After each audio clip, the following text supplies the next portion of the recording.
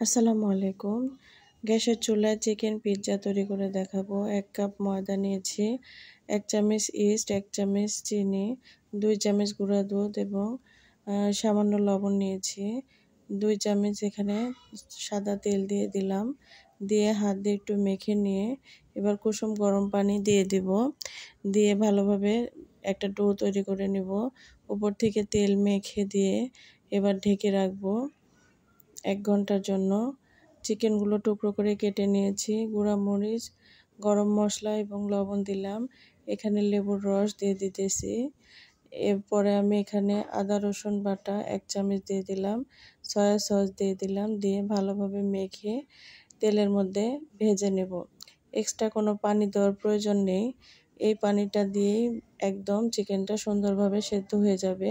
এই যে দেখুন সেদ্ধ হয়েছে। আমার ডোটা একটু ফুলে উঠেছে। হয়তো আমার ইস্টটা তেমন ভালো ছিল না। এবার একটা প্লেটের মধ্যে এভাবে রুটির মতো ছড়িয়ে নিয়েছি। এবার সস লাগিয়ে দেব পুরো রুটির উপরে। দিয়ে এখন আমি এখানে মজারেলা চিজ দিয়ে নিলাম। দিয়ে এখন আমি এখানে ক্যাপসিকাম, পেঁয়াজ এবং চিকেন টুকরোগুলো ভালোভাবে দিয়ে দেব এবং উপর থেকে অরিগ্যানো দিয়ে দিব। দিয়ে এখন আমি একটা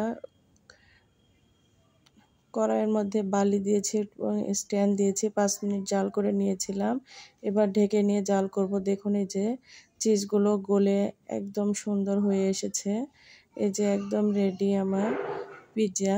আপনারা এইভাবে একবার তৈরি করে খেয়ে দেখতে পারেন। চিজের পরিমাণটা একটু বেশি দিলে খেতে আরও বেশি ভালো লাগবে। আমার পরিমাণ একটু কম হয়ে গিয়েছে। এত